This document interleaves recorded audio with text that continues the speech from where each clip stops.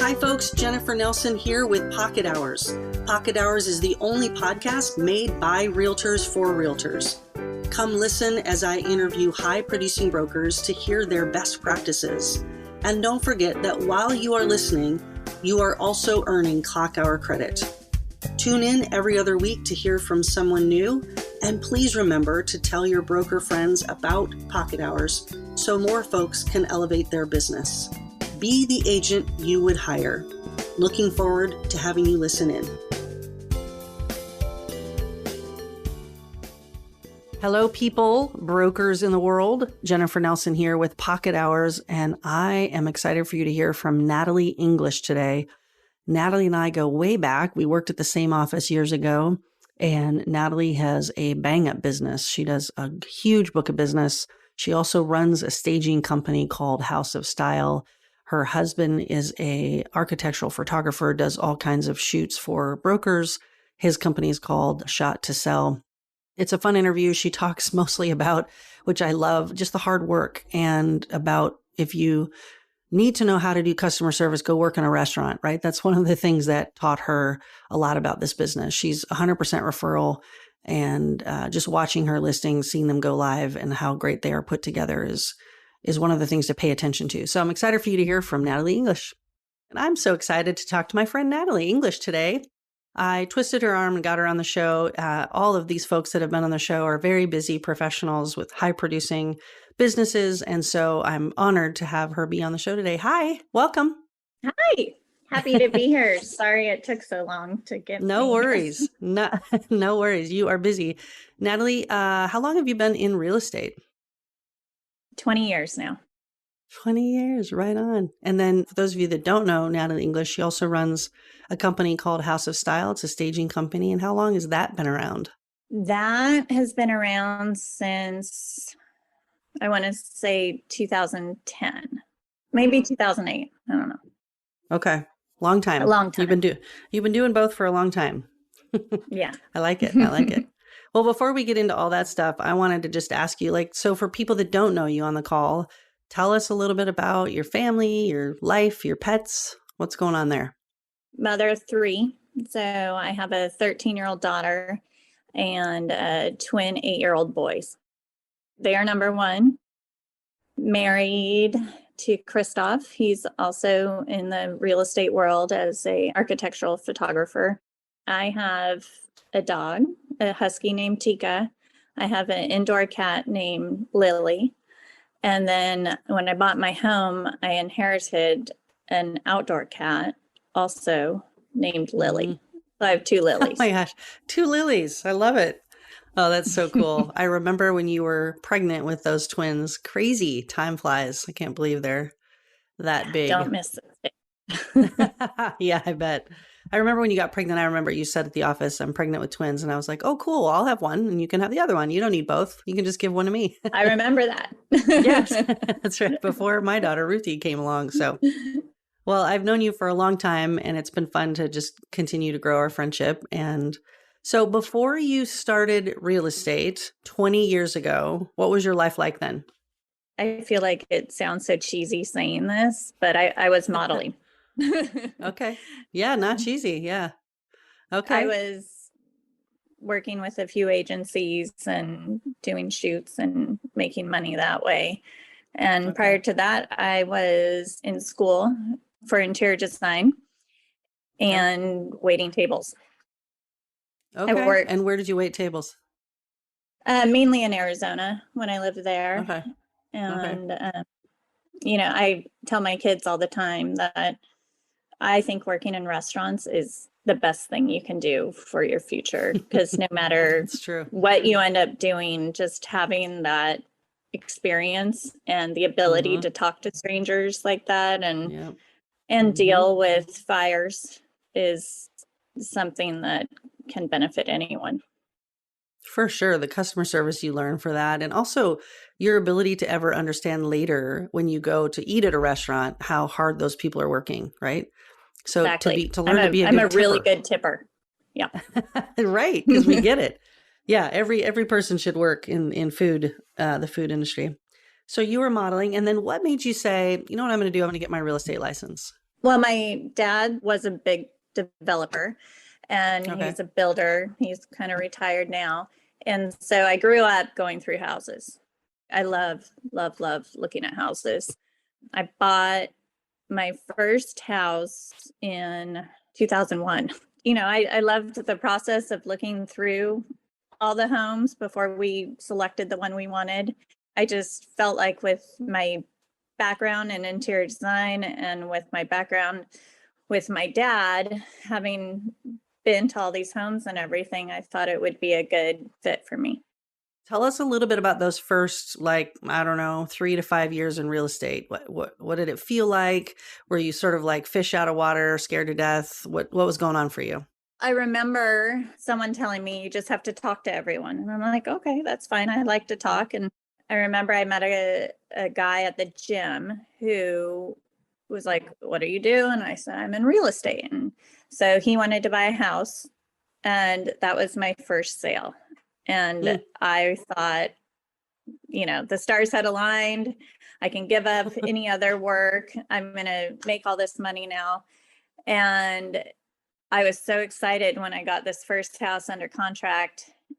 And then he backed out because the feasibility didn't work. And I remember just crying in the office because I was so sad. And another agent was in there and she's like, oh, it'll get better. It'll get better. And I was just like, I put so much work into getting this one house under contract and now I'm getting nothing out of it. Mm-hmm. So I think over the past 20 years, going through all the experiences has given me some pretty thick skin. And yeah, for sure. I'm not able to be bothered by the little things anymore.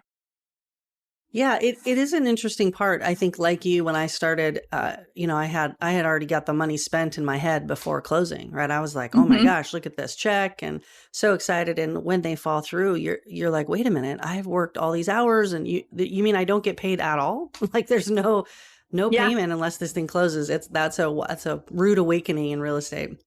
So what shifted for you? When did you start to sort of get on a roll of like, oh, I'm going to have more than 2 clients and make some money? I think it took about a year.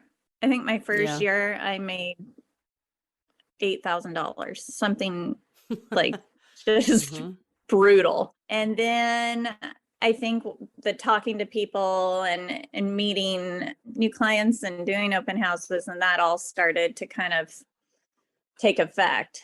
I started working with a developer with my best friend, Britt, who everyone knows. And that was a great experience too. He was pretty tough on us and also helped thicken the skin quite a bit. Yeah, for sure. Yeah. You talked a little bit about talking to people, and I know there's people that are going to be listening to this call that are going to say, I'm more of an introvert. I'd prefer not to talk to people. What would you say to that? Like sort of, there's lots of extroverts in this business, but there's also people that you meet that do a really bang up job in this business, but aren't the most gregarious or charismatic personality. Is there any comments you would make about someone who maybe not as friendly or as outgoing? They need to work in a restaurant. That's it. I love it. It is. You learn how to ask questions, right? Yeah, for sure. You can't really be shy and you've got to be honest in this business. I remember when I first started, I thought I had to give everyone the price opinion they wanted. I had to tell everyone their house was the best house in the world. And it's true. Everyone thinks their house is, I think my house is the best house in the world because that's human nature. We all think what we have is pretty great. And so I felt like I was trying to placate everyone by saying, oh, your house is so great. It's going to get 20 offers and we're going to sell it for all this money. When really that just hurts you in the end. So I try and be brutally honest with people now because I don't want to set unrealistic expectations to the point that I've had a client say, I just don't feel like you like my house as much as I do. And I'm like, I don't, but, yeah, you're right. But I know how to sell it. I know how to sell it. Yes. And so I know how to find the good in every home, just like you look for the good in every human. That's a great point. And that's a distinction that I think sets apart someone like you and other high producers, is that we're not worried about losing a transaction because someone says, well, someone else told me they'll sell it for more. We're like, well, then you should go with them, Hmm. right? Like whatever. We're more worried Yeah, about saying, 100%. yeah, we're not worried about, we're dedicated to saying, here's what I think the market will pay for your house. And I want to tell you the truth from the beginning, so that you end up trusting me because I'm a professional. I know what I'm doing, instead of like, I'm going to go buy your listing by giving you some inflated price. We're way past that at this point. Yeah, I like that. And the amount of money I invest into my listings is not money I'm willing to throw away on a trial. So if someone wants a ridiculous amount for their home that I know isn't realistic, I'm not going to take the listing because I'm not wasting my own advertising money on it. That's actually a great point for the listeners to say, especially for some of the newbies, that whenever you decide you're interviewing a seller as much as they're interviewing you, and when you're interviewing that seller to see if you want to work for them to sell their house, you're deciding, right, how all the time and the actual dollars that are going to go into helping them be successful. And that point is well said. It's to say, do I believe this product enough? And do I believe in the price that we're going to agree upon, that I'm going to then go put my time and money into helping you get that done? And if the answer is no, then the answer is no, right? Like believe that and walk away. Yeah. Yeah, Yeah. I like that. So, okay, so you're cruising along in real estate, you're starting to kind of turn the corner, but then you turned a bigger corner and you started to be a high producing agent. You're in the top like 3% of agents. Last time I looked you up, you were right up there. You probably are even higher now, but you're in that echelon where a lot of people want to get. What are a couple things you think you did to get yourself there? I just think I talk to people Yeah, and continue to um develop relationships. yeah, and I do a good job for my clients, more so than just making it look like I'm doing a good job Hmm. on Instagram or whatever. I went from a luxury breakfast to my listing in Seward Park, and here I am in a black dress, but photos were about to happen, and my client couldn't find someone to weed her garden beds.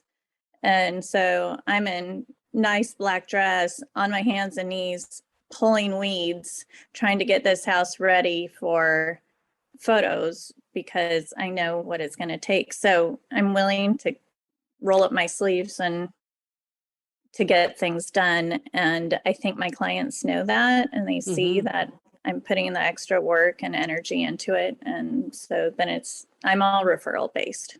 Yeah, referral based. I love that. I love all these stories of like other duties as assigned, right? Like here's the real estate job. And then there's this whole part at the bottom that really we don't talk about very often, which is like we've all been there where Oh, we're yeah. scrubbing a bathtub or we're mowing a lawn or whatever it is, just to say, no, we know, like you said, we know what it takes to have it be parade ready. And you can't have a bunch of weeds hanging out in that garden when you're trying to sell an expensive house. So, yeah, going the extra mile, putting the effort in, and then referral. People like what you do. They like the finished product. Yeah. Yeah. So tell us a little bit about House of Style. You decided to start staging. So you've got an eye, an interior design background. You've got an eye for design, and you're probably walking through houses before you started House of Style, and just like, oh my gosh, you're probably thinking this house could use so much love here to get it ready Yeah. for market. Yeah. And so you start House of Style. How'd that go? I started with bread. What happened was we were working with a developer and we had, 75 condo listings at a time. And so Mhm. Britt and I had bought a bunch of furniture to have model units as these condo listings. And then suddenly 2007, 2008 hits and the developers are going under, the market is at a standstill, everyone's freaking out, there's short sales, foreclosures, and Brett and I are sitting there going, crap, we need to make Mhm. some money. And we didn't want to give up our Windermere name brand. We didn't want to give up being real estate agents. So we had about 2 condos worth of furniture that I think we had bought from like Costco Home at the time when Mhm. that was even open. So we sent out an email to the office and said, hey, does anyone want us to stage their listing? We'll do it on the cheap. And just because we needed to buy food, essentially. The market was so brutal in '08. And a couple people bit. And then it just kind of blew up from there. I've always kind of called it the accidental business because it started out with this crappy little shack on Alki Beach where we were storing our stuff. The roof leaked. It was teensy. I think I paid $150 a month for it. And now I've got over 6,000 square feet of warehouse space, 4 full-time employees, and a full-blown company that essentially can almost run itself. That's so great. With my crew. Yeah. Right. Congrats, first of all. That's pretty cool. So one of the cool things about that is that if you see a Natalie English listing, you're 99.9% sure that it's going to look model ready, right? Because you're like, I'm not bringing something out that doesn't look good. And I'll ensure that because I also own a staging company that goes hand in hand with that, which is cool. Yeah. Yeah. So we don't have like exact data because we can't sell the same house twice, one staged and one not staged. But we have other data in terms of buyers' response to staging. What do you think? Why is it important to stage? Because buyers only know what they see. I'd say the percentage of buyers that have the vision of what something can be is 10%. Similar to shopping online. We all shop online. You see a t-shirt on some sloppy person that's not in shape and the lighting's bad and this and that. Or you see that same t-shirt on someone who's in amazing shape and it's professionally lit and the photo's done and the background's nice. You want to buy the shirt when it's on the other person, not the sloppy person. So much is getting the buyers to envision themselves in the home. And you don't want them to envision themselves in your home. They want to see this home as theirs. So that's why staging is so important, kind of giving it the model home look, giving it the panache of being able to share on via text message, oh my God, look at this house. We're looking at this today. And their friends are like, oh my God, you have to get that house. That's my dream house. And, just kind of that boost from everyone. I mean, we're all human. That's kind of how we operate. Instead of the house that's got grandma's photos and, a snoring machine next to the bed and kids' junk everywhere, no one wants to see that. And we all have it. I've got kids' stuff all over the place. I had this vision that I was going to have this really beautiful background for you when we're doing this, but I'm bringing out 3 listings tomorrow. And so here's my Peloton in the background. Pocket Hours is brought to you by Scout Real Estate. Hi, I'm Jennifer Nelson, owner at Scout Real Estate. I started this firm with the vision of doing things differently, with our focus on legendary service for our clients and creating a community of producing agents to spur each other to do higher quality work. If you are interested in learning more about how a small group of like-minded brokers have come together to have some fun while doing a lot of business, reach out to me, 206-227-7966, or email jennifer@scoutrealestate.com. I promise you this, fun is a high priority for me, but so is winning. So if you appreciate those 2 things, you might be interested in Scout. Looking forward to hearing from you. I think it's interesting, the point you just made that I haven't heard said before. Staging, in a way, depersonalizes a house in the best way, right? So it depersonalizes it while at the same time making it this show-ready model home for buyers to be like, I want my house to look like that, right? They're drawn to the pretty and the well-designed. You staged a house for me recently, and I remember my sellers got out of my way, thankfully, which I love sellers like that. Let me take over and we got it fixed up, and then you staged it. And I remember they came back over before we were about to list, and they're like, we want to live here now, right?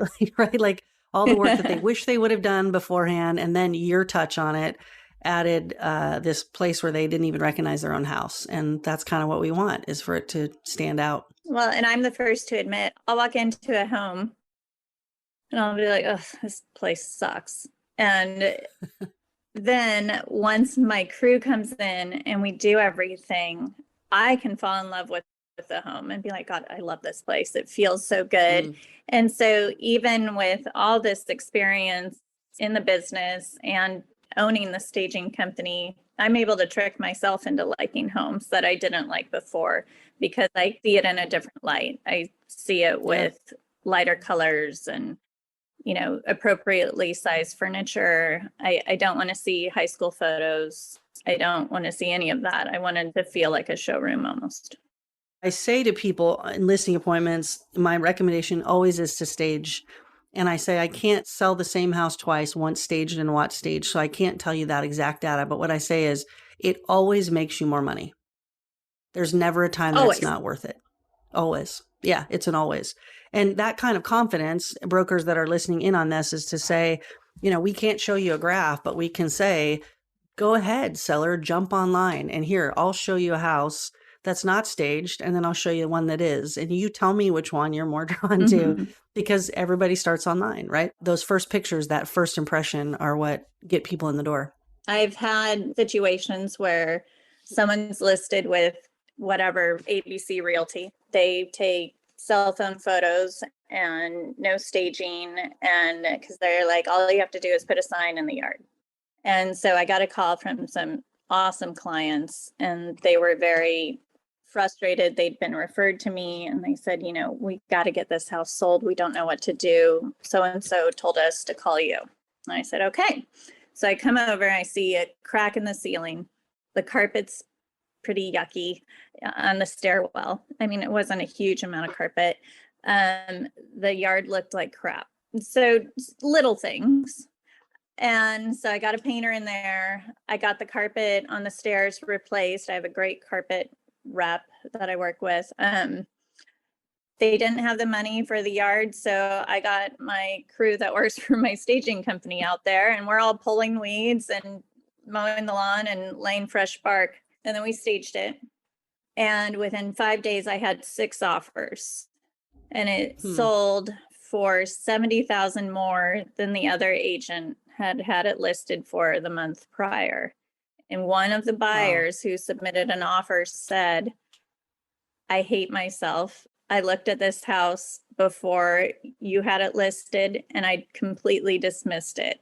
And now that I see it like this, I really want it. I love that. And there's data. I mean, right? Oh, yeah. And by the way, brokers listening in, that's a story you can steal from Natalie and then promote Natalie as your stager, right? To say, here's the data. Like, we can't show you a graph, but we can tell you a real life story that happened and why this is important. So switching back over now from out of staging, which I don't know if y'all can tell that are listening, but we're big fans and we think you should do it every single time. So we'll leave it there. And please look up House of Style if you ever need staging. She's great. Let's switch back over to real estate for a minute. It's kind of a weird market right now. I'm going to say the date just because of when this might air. It could have changed already, but we're in March of 2023. It's slowed down a little bit. There aren't as many listings as we normally see. What do you think about the market right now? What do you say to clients that are asking you? Don't listen to the news. Exactly. I think we're fine. Yeah. I think after 20 years, there's so many peaks and valleys in this market. I think there's been a little lull because interest rates shot up so much from where they were. But I also think people are settling into the fact that 3%, 2.8, whatever, wasn't normal. So the rates that we're at now in the 6s, that's still good compared to, 30, 40-year average. We're still plugging along, and it's a great opportunity to not have to compete with all these people that you were competing with in 2020, 2021, because probably the difference in what you were paying trying to beat out 10 other offers versus paying a little more in your interest rate is you're on the better end now. Yeah. Because some homes went $1 million over. So, Yeah. and you can always refinance. Other people on the show have sort of said the same thing, which is that wisdom in saying to your client, hey, listen, when it's time to buy for you. And so go Yeah. buy, and the rate's going to change, and you can always find a way to get a better rate if you want to later, but don't wait for the perfect moment, because there's no perfect moment, right? It's the market you're in. Go for it. Let us help you Yeah. negotiate that. Yeah. Well, and I've had some clients that want to move because they want more space for their children, or they want to be in a different school district. And they're like, but maybe we should wait a year and see what happens. And I'm like, well, then you want more space for your kids and you want a different school district. You don't have your kids for that long. I would make the move now if you find the right house that feels right. And if the rates change, refinance. It's not that hard. Yeah. Yeah. Kind of do your life first. Put your life first. Don't be chasing an ever changing market. I mean, we joke that it's the market of the week. And so, like, always trying to position yourself to be in the right market space and get the right deal. It's like, give up on that and do your life. And then figure out if you can 100%. refinance. Yeah, you can refinance later. Is there any other advice that you think you would give to brokers who are saying, gosh, I've been doing this 5 or 6 years. I'm kind of staying at the same price point. I'm pulling in the same amount of money every year. I don't know how to up my game. Is there anything that you haven't already said? I know I've kind of asked the same question 4 times, but that's what we need. We need repetition in our lives. Is there anything else that you can think of that you could say to them? Setting goals for yourself. I've never been someone that's afraid of making a financial leap. And so whether it's buying a nice car or buying an investment home or buying a bigger home than I was in before, I go at it with a really positive attitude and think, well, this is going to cost me more, but I'm just going to make more. And it's kind of just, I also think mindset sounds kind of cheesy in a way, but I do think there's something to it, having a positive attitude and knowing, like, hey, if I have to bust my butt a little extra in the next year, that's what it's going to be, because I want to set goals for myself and I want to achieve those goals. For sure. Yeah. Never underestimating the power of setting that goal. And I sort of love that and I know this by personality for you, you're like, why not? Let's go for it. Let's see what happens. What's the worst that's going to happen? Our arms and legs aren't going to fall off, right? No. We're going to figure it out. You make it happen, to the point I've been when the market tanked. That was scary, and paying bills was hard, but we figured it out. We got through that tough time, and I like having goals. It's kind of like getting in shape for a vacation. That's when I invest in things. It's me telling myself, okay, well, you're going to break your record from last year, work a little harder this year, because this investment's going to pay off, and that's where things are going to be. I had a situation probably 5 years ago. I had bought a house my husband and I had bought a house that was beautiful. And another agent found out I had bought that house and said, oh yeah, I heard she inherited a lot of money. Her family comes from a lot of money. That rubbed me the wrong way completely, because I don't have inheritance money. I don't have a trust fund. It's me pulling weeds and my husband busting his butt too. So this particular agent was a top producer in the office. And so I gave myself a goal to do better than her in that particular year. So I was watching the stats, and I was, every opportunity that came my way, I was taking it, because I was going to beat this big producer because of what she had said about how I'm just some spoiled princess who automatically gets a big house. I wanted to prove that, no, it's rolling up the sleeves, boots on the ground kind of work, and I get it done. I love it. I love that sometimes finding it like that. I mean, your motivation changes in different times in your life, but like that, a comment can be made where you're just, okay, all right, how about this? How about these apples, right? Like I'm going to take this and use it as fuel for me to do better. and they have misinformation or they are talking out their ear, but who cares? At the end of the day, I sold more houses than them anyway. I mean, I kind of love that. Like, how about this? That's great. Well, and this is the first time I've talked about it. Yeah. I just needed that for my inner person to prove to myself that no. Right. Yeah. It's not like you're walking around saying, I can't believe she said that about me. You just sort of internally go, okay, I'm going to listen to that and take on the challenge myself that no one else even knows about. Yeah, that's great. So you are a mother of 3, as you said at the beginning.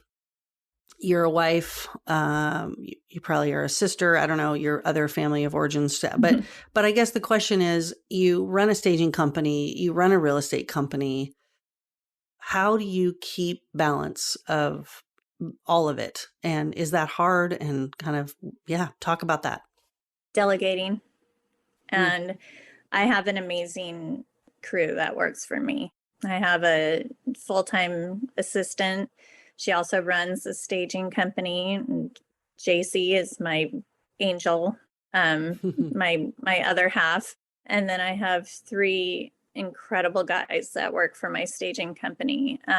They've been with me from the beginning, which is rare. They're at the point where they're family, all 4 of them. I can rely on them. They can rely on me. Just a lovely relationship that I have with them. Yeah. And I also have a transaction coordinator who really helps me with the paperwork and making sure my deadlines are met and stuff like that. And then I have a personal assistant as well for making sure that closing gifts are beautifully done. And if my clients need me to drop off fresh flowers at the house, she's there and able to do it. So as much as it took me a long time to get over that hump of paying other people to do things, I found I end up making more in the end by delegating the things that other people can do. And then I can really put myself to work where the money making is concerned. And that's come up before on the podcast as well, is that some people are scared to make that jump, but it is almost the thing you have to do in order to get to that next level of producing. There just aren't enough hours in the day, right? If you continue to do the same thing, you're going to get the same results. So taking that jump, getting someone to help do some of the administrative stuff so that, like you just said, you can be out in the income producing activities, meeting people, going to listing appointments, et cetera, et cetera. Yeah, I like it. I do have an amazing husband who is so hands-on and so supportive and helpful and such a great, not only husband, but partner in life. So, we balance each other out. He's out of town right now, which has been interesting, trying to keep all the balls in the air. But having that partner has been wonderful. Yeah, that's great. And just before we end the show, I wanted to say Christoph runs, like she said, an architectural photography business called Shot to Sell. Is that correct? Yes. Yeah. Shot to Sell. So again, you've got stager extraordinaire, you've got photographer extraordinaire right here. If you need contacts for these people, we can put them up on the site so you can see them. But reach out to them; they do a really good job at their trade. So, Natalie, thanks for being on the show. I so appreciated chatting with you. Of course. Thanks for having me. And hopefully, through new listings today, so hopefully I'll have a buyer for one of those and we'll get to work together this year. That'd be fun. Yeah, that'd be great. I would love it. All right. Thanks again. Thank you so much for listening into Pocket Hours. I hope this has been interesting, fun, made you laugh, made you think, spurred you on to do and implement some new things in your business. I appreciate your time and hope this has been a good use of it, period. Now, go be the agent you would hire.